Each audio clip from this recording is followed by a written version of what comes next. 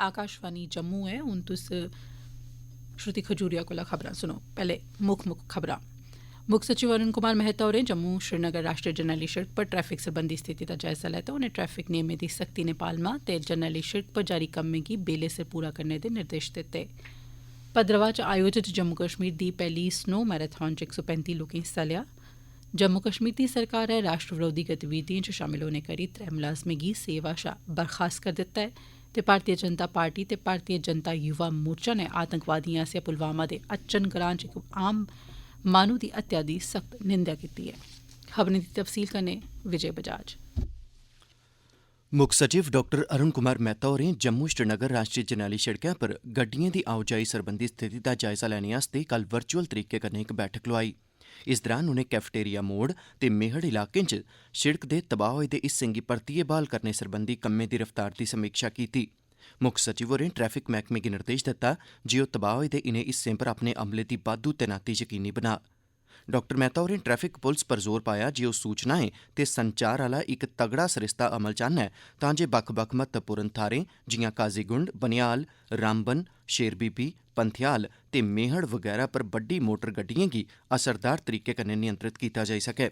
उनें रामबन दे जिला प्रशासन गी निर्देश दित्ता जे ओह् बनिहाल ते रामबन आह्ले बाजारें च लोड़चदे अमले ते ट्रैफिक प्रबंधन आह्ली टीमें दी तैनाती यकीनी बना तां जे शिड़कै कंढे गड्डिएं दी पार्किंग गी रोकेआ जाई सकै।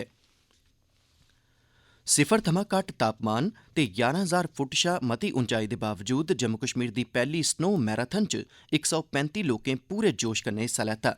जम्मू कश्मीर दे इतिहास च अपनी किस्मै दी पैह्ली स्नो मैराथन आज़ादी का अमृत महोत्सव ते फिट इंडिया अभियान दा हिस्सा ऐ, जेह्दा आयोजन सैलसफा मंत्रालय नै डोडा दे जिला प्रशासन ते भारतीय फौज दी राष्ट्री राइफल्स यूनिट दे सैह्योग कन्नै कीता।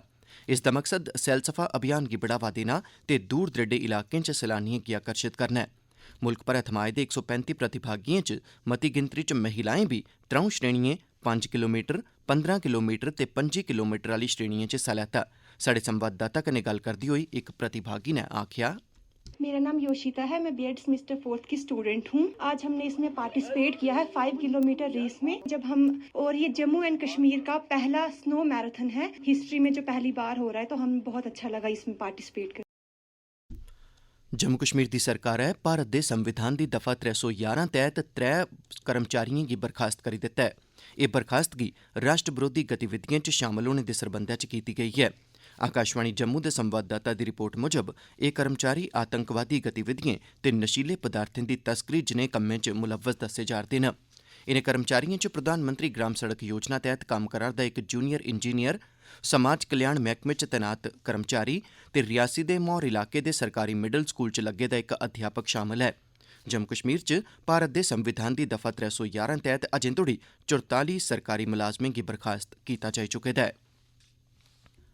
उधमपुर दियां डिप्टी कमिशनर कृतिका ज्योत्सना होरें मानतलाई दा व्यापक दौरा लाया ते उत्थे बक्ख-बक्ख सैक्टरें च जारी विकास कम्में दा जायजा लैता। अपने दौरे दौरान डिप्टी कमिशनर होरें बुप ते मानतलाई च केवी स्कूल कायम करने लेई ताली गेदी थाह्रें दा बी मुआयना कीता। उनें पंचायती राज इदारें दे मिंबरें कन्नै गल्लबात कीती ते उंदे मसले ते मंगां सुनियां। डिप्टी कमिशनर होरें मुतलका मैह्कमे गी हिदायत कीती जे ओह् कम्मै दी रफ्तार गी तेज करन तां जे ओह् मित्थे गेदे समें अंदर पूरे होई सकन। डिप्टी कमिशनर होरें मानतलाई च अंतर्राष्ट्रीय योग केंद्र दी प्रगति दा बी जायजा लैता। उनें कम्म करा'रदी एजेंसी गी आखेआ जे ओह् बड़ी मती प्रतिष्ठा आह्ले इस प्रोजेक्ट दे कम्मै गी तेज करन तां जे इस गल्लै गी यकीनी बनाया जा जे एह् समेंबद्ध तरीके कन्नै सबूरा होई जा। जम्मू कश्मीर च बपार कारोबार गी बढ़ावा देने सरबंधी संगठन JKTPO ने मुंबई च लोआए गेदे महाराष्ट्र अंतर्राष्ट्रीय बपार प्रदर्शनी च हिस्सा लैता। JKTPO पासेआ स्थापित कीते गेदे पवेलियन च जम्मू कश्मीर दे बक्ख-बक्ख सैक्टरें थमां 30 शा मते उत्पादें दी नमैश लाई गेदी ही, जेह्ड़ी इस कार्यक्रम दे बड्डे आकर्शणें चा इक रेही। इस दौरान जेह्ड़े उत्पादें दी मंग सभनें शा मती रेही उंदे च कलीन, पश्मीना, सोजनी, केसर, अखरोट, राजमा, मखीर ते मसाले वगैरा मुक्ख न। इस नमैश दौरान 50 लक्ख रपें शा मते दी बिक्री कीती गेई। एह्दे राएं समेयान बेचने आह्लें गी ना छड़ा मौके पर बिक्री दी सहूलत थ्होई, सगुआं भविक्ख च होने आह्ले कारोबार लेई बी आर्डर हासल होए न। सहकारिता मैह्कमे दियां कमिशनर सैक्रेटरी यशा मुदगल होरें जम्मू कश्मीर दे जिला कोआपरेटिव सैंट्रल बैंकें दी माली स्थिति दा जायजा लैने आस्तै कल इक बैठक दी प्रधानता कीती। बैठक दे दौरान दस्सेआ गया जे जिला कोआपरेटिव सेंट्रल बैंकें मौजूदा माली ब'रे दौरान अजें तोड़ी कर्जे च डुब्बी गेदे 44 करोड़ रपें दी वसूली करी लैती दी ऐ ते बार-बार होने आह्ले घाटे च पिछले ब'रे दे मुकाबले 50% दी कमी आई ऐ। डीसीसी बैंकें इस माली ब'रे च बक्ख-बक्ख खेत्तरें च 82 करोड़ रपें दा दोआर बी दित्ता ऐ, जेह्दा औने आह्ले म्हीनें च शाखें दे मुनाफे च बाद्दा करोग। कमिशनर सैक्रेटरी होरें मैह्कमे गी निर्देश दित्ते न जे ओह् मार्च म्हीने दौरान जम्मू च सूबाई सतह पर विशेष कैंप लोआइयै डुब्बी गेदे दोआर कर्जें दी रकम वसूल करने दी बी कोशश करन। एह् खबरां तुस आकाशवाणी जम्मू थमां सुना'रदे ओ। आजादी का अमृत महोत्सव। आकाशवाणी दा क्षेत्रीय समाचार एकांश जम्मू यूनिवर्सिटी दे डिपार्टमेंट ऑफ स्टूडेंट्स वेलफेयर दे सहयोग कन्नै पेश करदा है आज़ादी का Amrit Mahotsav quiz India at 75। श्रोताओ, अज्जै दा सवाल है, किस महान स्वतंत्रता सेनानी गी भारत दी आज़ादी दी लड़ाई दा पैह्ला सेनानी आखेआ जंदा है? एह्दा जवाब तुस साढ़े ईमेल एड्रेस india75quiz@gmail.com उप्पर भेजी सकदे हो। सही जवाब भेजने आह्ले श्रोताएं चा त्र'ऊं दी ताल पर्ची राहें कीती जाग ते उंदे नाएं दा ऐलान कल यानी मंगलवारें इस्सै बुलेटिन च कीता जाग। श्रोताओ, जवाब दे कन्नै अपना पूरा पोस्टल एड्रेस यानी डाक पता जरूर लिखियो तां जे तुंदे सर्टिफिकेट डाके राहें तुंदे घरें तगर पुजाए जाई सकन।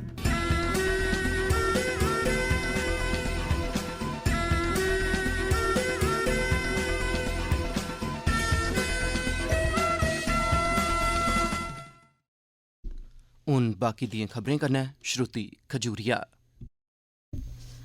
भारतीय जनता पार्टी ते भारतीय जनता युवा मोर्चा ने आतंकवादिएं आसेआ पुलवामा दे अचन ग्रां च इक आम माह्नू दी हत्या दी सख्त निंदेआ कीती ऐ। उनें आखेआ जे तालमी बिनाह उप्पर कीती गेदी संजय शर्मा दी हत्या कश्मीर घाटी च आतंकवादिएं दी बौखलाहट गी दर्शांदी ऐ। भारतीय जनता युवा मोर्चा दे कार्यकर्ताएं जम्मू च पाकिस्तान दे खिलाफ विरोध प्रदर्शन बी कीता। तोआईं साबका मुक्खमंत्री ते बीजेपी दे नेता कविंदर गुप्ता होरें आखेआ जे पिछले किश म्हीनें दौरान आतंकवादिएं तालमी बिनाह उप्पर कीती जाने आह्ली हत्याएं गी रोकी दित्ते दा हा, पर हून परतियै इनें घाटी च अल्पसंख्यकें गी निशाना बनाना शुरू करी दित्ता ऐ। जम्मू कश्मीर शिव सेना दे कार्यकर्ताएं अपने प्रधान मनीष साहनी हुंदी अगुवाई च पुलवामा च कश्मीरी पंडित संजय शर्मा हुंदी हत्या खिलाफ विरोध प्रदर्शन कीता। उनें आखेआ जे लेफ्टिनेंट गवर्नर मनोज सिन्हा ते केन्द्र सरकार दे सब्भनें दावें दे बावजूद कश्मीर घाटी अल्पसंख्यकें लेई सुरक्षित नेईं ऐ। उनें संजय शर्मा हुंदे परिवार दे इक सदस्य गी सरकारी नौकरी ते 1 करोड़ रपेऽ दी मदद देने दी बी मंग कीती। भारत दी आज़ादी दे 75 ब'रे पूरे होने ते एल्लै जारी आज़ादी का अमृत महोत्सव अभियान दा जश्न मनाने दे हिस्से दे तौर पर रामबन जिले च संत निरंकारी मिशन च आस्था रखने आह्ले बटोत दे तरंगला इलाके च केईं सारे झरनें गी साफ सफाई कीती। अपने प्रादेशिक संयोजक मुल्ख राज भगत हुंदी अगुवाई च इनें लोकें अमृत प्रोजेक्ट दे तैह्त एह् अभियान चलाया। प्रोजेक्ट अमृत ओकड़े राष्ट्रव्यापी अभियानें दा हिस्सा ऐ जेह्दे तैह्त मुल्ख भरै च 1000 शा मती थाह्रें पर बक्ख बक्ख जल स्रोतें दी साफ सफाई कीती गेई। इस बारै साढ़े संवाददाता कन्नै गल्ल करदे होई प्रादेशिक संयोजक मुल्ख राज भगत होरें आखेआ,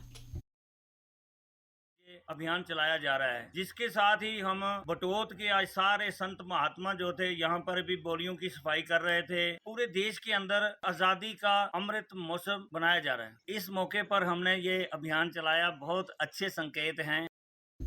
उधमपुर च जिला सतह दी मुक्केबाजी प्रतियोगिता मिनी स्टेडियम च शुरू होई। एह्दे च जिले दी बक्ख बक्ख थाह्रें दे 70 खडारी हिस्सा लै'रदे न। इस बारै होर जानकारी साढ़े संवाददाता अचन दुबे थमां।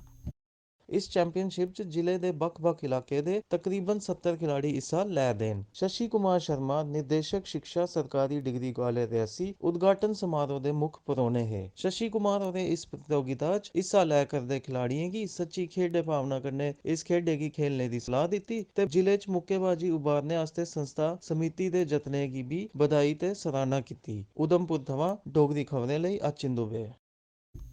ग्रामीण विकास सैक्टर दी स्कीमें दी अमल आवरी ते एह्दे तैह्त चलाए जा'रदे बक्ख बक्ख कम्में दी प्रगति दा जायजा लैने लेई असिस्टेंट कमिशनर डेवलपमेंट होरें ब्लाक भगवा दी पंचायत भगवा लोर दा दौरा कीता। इस मौके पर पंचायती राज इदारे, मुकामी लोकें ते इलाके दे युवाएं कन्नै गल्ल करदे होई एसीडीओ होरें नशा मुक्त भारत अभियान कन्नै रलियै कम्म करने दा सब्भनें गी आह्वान कीता।